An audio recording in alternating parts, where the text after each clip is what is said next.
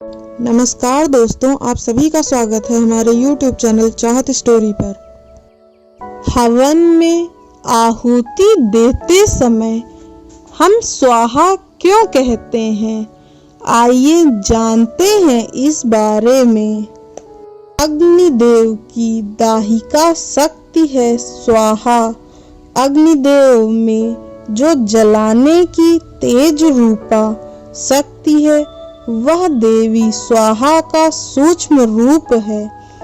हवन में आहुति में दिए गए पदार्थों का परिपाक या भस्म कर देवी स्वाहा ही उसे देवताओं को आहार के रूप में पहुंचाती हैं, इसलिए इन्हें परिपाकरी भी कहते हैं। सृष्टि काल में पर ब्रह्म परमात्मा स्वयं प्रकृति और पुरुष इन दो रूपों में प्रकट होते हैं। ये प्रकृति देवी ही मूल प्रकृति या पराम्बा कही जाती है। ये आदि शक्ति अनेक लीला रूप धारण करती हैं। इन्हीं के एक अंश से देवी स्वाहा का प्रादुर्भाव हुआ, जो यज्ञ भाग ग्रहण कर देवताओं का पोषण करती हैं। स्वाहा के बिना देवताओं को नहीं मिलता है भोजन। सृष्टि के आरंभ की बात है। उस समय ब्राह्मण लोग यज्ञ में देवताओं के लिए जो हवनीय सामग्री अर्पित करते थे वह देवताओं तक नहीं पहुंच पाती थी।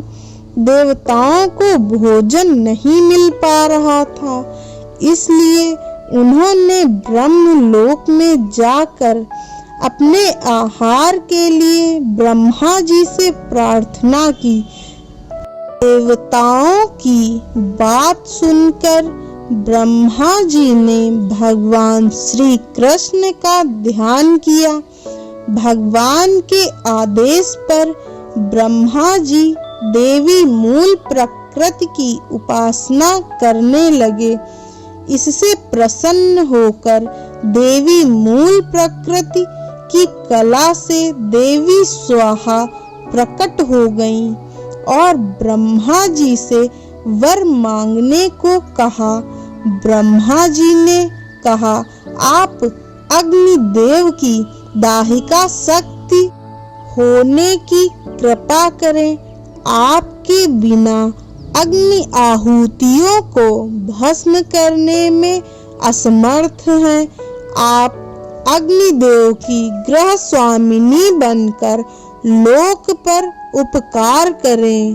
ब्रह्मा जी की बात सुनकर भगवान श्री कृष्ण में अनुरक्त देवी स्वाहा उदास हो गईं और बोली, परम ब्रह्म श्री कृष्ण के अलावा संसार में जो कुछ भी है सब भ्रम है।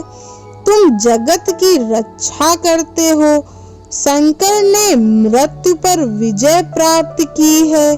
शेषनाग संपूर्ण विश्व को धारण करते हैं। गणेश सभी देवताओं में अग्र पूज्य हैं। यह सब उन भगवान श्री कृष्ण की उपासना का ही फल है। यह कहकर वे भगवान श्री कृष्ण को प्राप्त करने के लिए तपस्या करने चली गईं और वर्षों तक एक पैर पर खड़ी होकर उन्होंने तप किया। उनकी तपस्या से प्रसन्न होकर भगवान श्री कृष्ण प्रकट हो गए। देवी स्वाहा के तप के अभिप्राय को जानकर भगवान श्री कृष्ण ने कहा, तुम वराह कल्प में मेरी प्रिया बनोगी और तुम्हारा नाम नागनजीत होगा। राजा नग्नजीत तुम्हारे पिता होंगे। इस समय तुम दाहिका शक्ति से संपन्न होकर अग्निदेव की पत्नी बनो और देवताओं को संतृप्त करो।